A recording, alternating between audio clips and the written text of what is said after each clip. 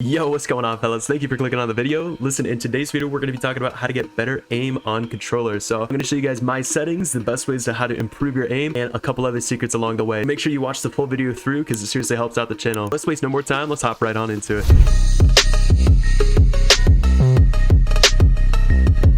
Alright boys, so one quick thing I wanted to mention before we get into things is that I just changed my binds. I just changed all of my binds completely, and I'm going to be showing you guys all my new binds in my next video. I'm going to be going over it, so definitely make sure you subscribe for that. So there's three settings in here that we need to look at. So let's go ahead and scroll down so we find ADS look vertical speed. So I have mine on 11. I recommend you play anywhere from 9% to about 12 to 15%. Anywhere in that range will work, but 11 works perfect for me. It is the sweet spot. And I also have a little secret about your ADS sensitivity. If you put on the boost ramp time up to about 0.9 to 0.10 seconds, it helps out so much. What this does is it almost adds a little bit of exponential to your linear joystick. It's kind of hard to explain, but it pretty much slows down your ADS sense for those long range shots whenever you make micro adjustments. So the more you move your joystick outwards while aiming in, it will speed up, but for those micro adjustments, it slows it down a little, so it's easier to hit those long range shots. So look horizontal and look vertical speed is personal preference, but I definitely recommend you guys keep it anywhere from in between 38% and 50%. So I usually rock anywhere from 40% to 43%, so I recommend you guys test it out a little, you know, try a few different sensitivities and see what you like, but I have been hitting crazy amounts of 200 pumps with 40%, so give it a shot and see how you like it. So the third really important setting that we're talking about is dead zone. So a lot of people make the mistake of having too low of a dead zone, and the reason why you want to have it somewhat a little bit higher is because it's a lot easier to hit 200 pumps. It's a lot easier to make micro adjustments as well, so I highly recommend you take it anywhere from about 8% to 12%. That's what I recommend. And dead zone is also very important for building as well, so it's important to be able to have good crosshair placement with the higher dead zone because it just makes it so much easier. All right, so now we're going to talk about trigger discipline. Now here's a couple examples of phase martage showing a great example of trigger discipline. What it means is to take your time while lining up your shots. As you can see in these examples, phase martage is one of the best players to give an example from. In almost every situation that he doesn't shoot immediately when he gets the chance. He waits to line up to hit a heavy shot, and this skill set to have is very important, especially in this meta, because shotguns are pretty weak, so you need to get as much damage as possible. All right, so now we're going to be talking about some of my favorite maps that I use to improve my aim. So the map that you're seeing right now is headshots only box fights. This map is so much fun. This map helped me so much when it comes to lining up the 200 pump, especially since the striker is in the game now and the headshots don't really do much anymore. But nevertheless, this map will help you get so much better when it comes to hitting headshots with a shotgun. You can pump somebody in the body, but it doesn't count. You have to hit a perfect 203 on this map to be able to get an elimination. So it gives you a lot of awareness of how close you have to be to that person to get max damage, and how to use trigger discipline correctly, and how to line up your shot correctly as well. So it's super helpful. I definitely recommend popping in there a few times. So next up, we got Raider's solo aim training course. This is my favorite aim trainer in all of Fortnite. The reason I love this map so much is because this map uses bots, and when you use bots, you get aim assist for controller players. So some maps only use like little red dots, or maybe some of those like little red targets. Raider purposely used bots for controller players to be able to get aim assist in his map.